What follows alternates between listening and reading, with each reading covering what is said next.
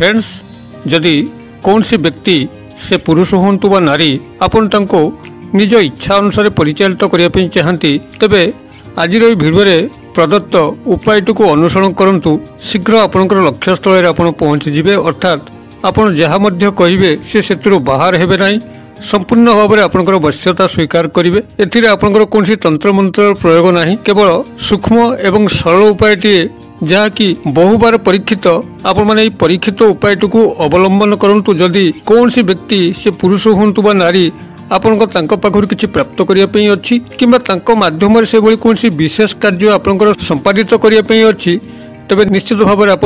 भिडियोर शेष पर्यंत देखंतु एवं जो चैनल को आज प्रथम बार आछंती तेबे चैनल कड़े थिबा लाल कलर सब्सक्राइब बटन क्लिक करी बेल आइकन क्लिक करी एवं ऑल नोटिफिकेशन पर क्लिक करी चैनल टी को सब्सक्राइब कर नियंतु जेभली कि आमे जेतल मध्य एई भली उपादेय भिडियो आपण मानक सेवारे आमे चैनल रे पोस्ट करिवो सर्वप्रथम नोटिफिकेशन आपण पाखरे पहुंचीबो एवं से सब को आपण मान देखि करी किछि ज्ञान आहरण करी करी निज जीवन रे अशेष उपकार आनि परिबे तबे फ्रेंड्स एबे सुन नजर पकेबा एई सरल एवं शक्तिशाली वशीकरण प्रयोगटी को आपण माने किभली करि परिबे जेउथरे कि आपण कौन सी लेस मात्र मध्य तंत्र मंत्र प्रयोग नहीं तेबे आपण माने एही प्रयोगटी को शनिवार दिन ही करिवे जे कौन से शनिवार दिन आपण किछि चिकिटा माटी संग्रह करिगो पड़िबो चिकिटा माटी कहले जो माटी रे आपणकर मूर्तिकार माने सेमानकर मूर्ति गढ़ी थांती इठालिया माटी आपण एही भली चिकिटा माटी किछि संग्रह करिवे आपण चिकिटा माटी पाइबा पई हेले जदि आपणकर घर पाखरे कौन सी गड़िया अछि गड़ियारू मध्य आपण चिकिटा माटी पाई परिवे किंबा से भली कौन सी बिल जगह जो चिकिटा माटी आपण पाती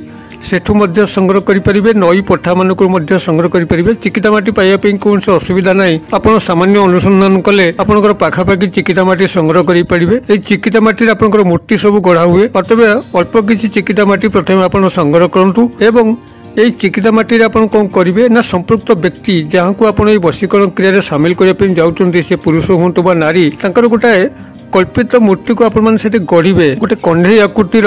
कल्पित मूर्ति गढ़े आकुरेट भली हवा आम कौन आवश्यक ना कारण आपन तो मूर्तिकार नुहति आपन गोटे अविकल मूर्ति को गढ़ी पारे आपन को जमी लगे जे आपन गोटे प्रतिछवि प्रतिमूर्ति को गढ़ुंट से गोटे मुंड थी दुई गोटे हाथ थी एवं देह थी दुई गोटे गोड़ थी ये गोटे काल्पनिक भाव में जमी भी देखा जाऊ आपन गोटे स्मरण में गोटे चिकिटा माटी गोटे मूर्ति की गढ़े गढ़ी सारा परे ताकू गोटे नील कपड़ा पिंधे देवे जो नील कपड़ा आपंकर घरे भी थी से नील कपड़ा खंडे आंटा को पिंधे देवे नीलर जेकोसी गोटे कपड़ा से पुराना हो कि नुआ हो जदि पुराना आनी धोईक सफा कर सुकई पिंधेबे कि नूतन आपंकर नील कपड़ा पाती जहाँकि चाखेंडे खंडे ताकू पिंधे देवे पिंधे सारा परे आपण तार जो हृदय स्थान अच्छी जो छाती स्थान अच्छी से हृदय स्थान में आप कौन सी गोटे फूल गछर काठी सहायता आपण प्रथमे निजर नामटी को लिखिबे तापर युक्त चिन्ह देवे तापर तांको नामटी को लिखिबे जहाँ को ये वशीकरण क्रिया रे सामिल करछन्ती एवं जहाँ को लेकर मूर्ति गढ़ी यही भाव में आपण को ना युक्त तांको नाम यही भाव में लिखिबे एवं लिखि सारा परे आपण कौन करेंगे ना या नहीं आप गोटे निर्जन स्थान में पोटी देकी आसवे तेज जो आप मूर्ति गढ़े भल कि मन रखिए जदि संपृक्त व्यक्ति नख किंबा केश पाई था तेरे ताकू से माटी चकटिक मूर्ति गढ़ला बेले से माटी भितर पूरे थे जेकोसी नख हो किंबा केश हो से व्यक्तिर ये दुईटी जाक जदि पाती तो दुईटी जाक यही मूर्ति गढ़ला बेले व्यवहार करेंगे ना तो जेकोसी गोटे आइदर तांको नख हो किंबा केश हो निश्चित भाव में आपने संग्रह करी मूर्ति गढ़ला भाई भर रखिथे एवं यही भाव में मूर्ति कंप्लीट हो गला नील कपड़ा पिंधे तार हृदय स्थान में आपण ना को ना सह युक्त चिन्ह दे यही भाव लिखि सारापर यह नहीं आप जेकोसी गोटे निर्जन स्थान जोटि कि लोक मैंने बेसी कारबार हूँ ना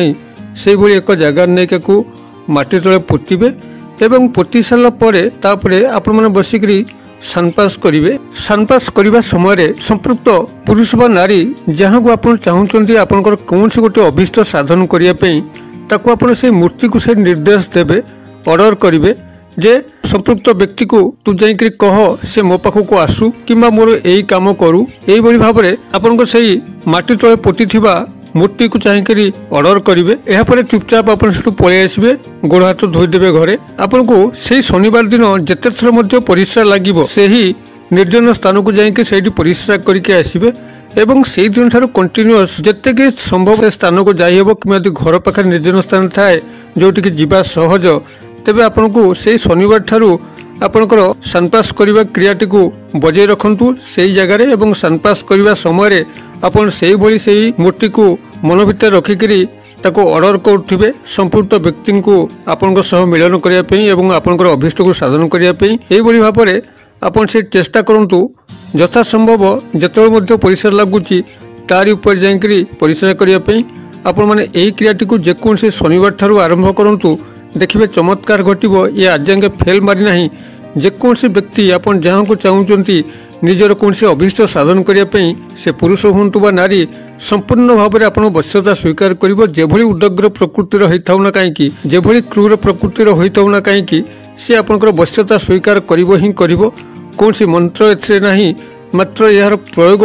ଅତ୍ୟନ୍ତ ଶକ୍ତିଶାଳୀ। ବ୍ୟକ୍ତିର ନଖ ଏବଂ କେଶ ମାଧ୍ୟମରେ କରାଯାଉଥିବା ଯେକୌଣସି ତନ୍ତ୍ରୋକ୍ତ ପ୍ରୟୋଗ ମହାଶକ୍ତିଶାଳୀ ଭାବରେ କାର୍ଯ୍ୟ କରିଥାଏ ଏବଂ ଅବ୍ୟର୍ଥ ଭାବରେ ମଧ୍ୟ କାର୍ଯ୍ୟ କରିଥାଏ। ଆପଣମାନେ ଏହାକୁ ଏଭଳି ଭାବରେ କରିକିରି ଯେକୌଣସି ପୁରୁଷ ବା ନାରୀଙ୍କ ପାଖରୁ ଆପଣ କୌଣସି କାର୍ଯ୍ୟ ଆଦାୟ କରିପାରିବେ କିମ୍ବା ତାଙ୍କ ମାଧ୍ୟମରେ ମଧ୍ୟ ଆଉ ଯଦି କେଉଁଠି କିଛି କାର୍ଯ୍ୟ ଆପଣଙ୍କର ସାଧିତ ହେବାର ଥାଏ ତାହା ମଧ୍ୟ କରିପାରିବେ। ତେବେ ଆପଣଙ୍କର ମନ ଭିତରେ ସତ୍ ଉଦ୍ଦେଶ୍ୟ ଥିବା ଦରକାର, ସତ୍ କାମନା ଥିବା ଦରକାର। କାହାର କ୍ଷତି କଲା ଭଳି ଆପଣମାନେ ପ୍ରୟୋଗଟିକୁ କରି ବସିଲେ ହୁଏତ ଆପଣ ସଫଳ ହୋଇପାରନ୍ତି, ମାତ୍ର ସେହି ବ୍ୟକ୍ତି ପୁରୁଷ ବା ନାରୀଙ୍କୁ ନେଇକରି ଆପଣଙ୍କର ଜୀବନରେ ଯେଉଁ ସୁଖର ଆଶା କରିଥିବେ ଯେ ଏଇ କ୍ରିୟାଟିକୁ ମୁଁ କରୁଛି ଅମକ ସୁଖ ପାଇବା ପାଇଁ, ଆପଣ ତାର ଠିକ୍ ଓଲଟା ଫଳ ହିଁ ପାଇବେ। ଆପଣଙ୍କ ଜୀବନଟି ଦୁଃଖମୟ ହେବ। ଅତଏବ ସେଭଳି ସତ୍ କଲ୍ୟାଣ କାମନା ଉଦ୍ଦେଶ୍ୟ ଯଦି ଆପଣମାନେ ଏହାକୁ ପ୍ରୟୋଗ କରନ୍ତି, ନିଜର ସେଭଳି କୌଣସି କଲ୍ୟାଣକର ଆବଶ୍ୟକ କାର୍ଯ୍ୟ ଯାହାକି ନ କଲେ ଆପଣଙ୍କର ସଂସାର ଭାସିଯିବ, ଆପଣଙ୍କର ଜୀବନ ଉଚ୍ଛନ୍ନ ହୋଇଯିବ, ଏଇଭଳି କ୍ଷେତ୍ରରେ ଯଦି ଆପଣମାନେ ଏହାକୁ ପ୍ରୟୋଗ କରନ୍ତି ଏହା ଦୋଷାବହ ହେବ ନାହିଁ ଏବଂ ସେ ବ୍ୟକ୍ତିର ମଧ୍ୟ କିଛି ଆଦ୍ୟରେ ଆପଣ କ୍ଷତି କଲେ ନାହିଁ, ଯାହାଦ୍ୱାରା କି ସେ ବ୍ୟକ୍ତିର କୌଣସି ଜୀବନ ନଷ୍ଟ ହେଲା। ଯଦି ଏଇଭଳି ପ୍ରୟୋଗରେ ଆପଣମାନେ ଏହାକୁ ବ୍ୟବହାର କରନ୍ତି, ନିଶ୍ଚିତ ଭାବରେ ସର୍ବମଙ୍ଗଲ୍ୟ ଘଟିବ ଏବଂ ଆପଣଙ୍କର ପରିବାରଟି ବଞ୍ଚିଯିବ ଏବଂ ଆପଣଙ୍କର ବ୍ୟକ୍ତିଗତ ଜୀବନରେ ମଧ୍ୟ ଉନ୍ନତି ଆସିବ। ବୁଝି ବିଚାରିକି ଆପଣମାନେ ଏହାକୁ ପ୍ରୟୋଗ କଲେ କାହାରି କିଛି କ୍ଷତି ହେବ ନାହିଁ, ବରଂ ଆପଣମାନଙ୍କର ସମସ୍ତଙ୍କ ଲାଭ ହେବ। ମୁଁ ଆଶା କରେ ଦର୍ଶକ ବନ୍ଧୁ ଭିଡ଼ିଓଟି ନିଶ୍ଚିତ ଭାବରେ ଆପଣଙ୍କର ବୋଧଗମ୍ୟ ହେଉଥିବ। ଭିଡ଼ିଓର ଅନ୍ତର୍ନିହିତ ଉଦ୍ଦେଶ୍ୟକୁ ଆପଣମାନେ ସଠିକ୍ ଭାବରେ ବୁଝିକରି ଏହାକୁ ଉଚିତ ସମୟରେ ପ୍ରୟୋଗ କରି ବସିଲେ ଯେକୌଣସି ମଧ୍ୟ ବ୍ୟକ୍ତି, ସେ ପୁରୁଷ ହୁଅନ୍ତୁ ବା ନାରୀ, ଆପଣଙ୍କର ଇଚ୍ଛା ଅନୁସାରେ ପରିଚାଳିତ ହେବେ। ଯାହା ଆପଣ ତାଙ୍କୁ ନିର୍ଦ୍ଦେଶ କରିବେ ସେ ତାକୁ ମାନିବା ପାଇଁ ବାଧ୍ୟ ହେବେ। ଏକ ମହାଶକ୍ତିଶାଳୀ ବଶୀକରଣ ପ୍ରକ୍ରିୟା। ଆପଣମାନେ ଏହାକୁ କରନ୍ତୁ ଏବଂ କିଭଳି ଫଳପ୍ରାପ୍ତ ହେଉଛନ୍ତି ମୋତେ କମେଣ୍ଟ ବକ୍ସରେ ଲେଖନ୍ତୁ ଏବଂ ଭିଡ଼ିଓଟିକୁ ମଧ୍ୟ ନିଜ ଭିତରେ ସୀମିତ ନ ରଖିକରି ଭିଡ଼ିଓଟିକୁ ଦେଖି ସାରିଲା ପରେ ସାଙ୍ଗସାଥି ମହଲରେ ଯଥେଷ୍ଟ ମାତ୍ରାରେ ସେୟାର କରନ୍ତୁ, ଯେଭଳିକି ଏହି ସରଳ ଏବଂ ଶକ୍ତିଶାଳୀ ପ୍ରୟୋଗର ସମସ୍ତେ ସାହାଯ୍ୟ ନେଇକରି ତାଙ୍କ ମୁଖରେ ଯେଉଁ ହସ ଟିକକ ଫୁଟିବ ନିଶ୍ଚିତ ଭାବରେ ଆପଣଙ୍କୁ ଈଶ୍ୱରଙ୍କର ଆଶୀର୍ବାଦ ସ୍ୱରୂପ କାର୍ଯ୍ୟ କରିବ। ଭିଡ଼ିଓର କ୍ଷୁଦ୍ର ପରିସର ମଧ୍ୟରୁ ମୋତେ ଏଇଠି ଆଜି ବିଦାୟ ଦିଅନ୍ତୁ। ପୁଣି ଆପଣମାନଙ୍କ ସହ ଦେଖା ହେବ ଏଇଭଳି ଏକ ଶିକ୍ଷଣୀୟ ଭିଡ଼ିଓରେ। ସେ ପର୍ଯ୍ୟନ୍ତ ଦର୍ଶକ ବନ୍ଧୁ ଆପଣମାନେ ସମସ୍ତେ ମଙ୍ଗଳମୟଙ୍କ କୃପାରୁ ଭଲରେ ଥାଆନ୍ତୁ। ରହୁଛି।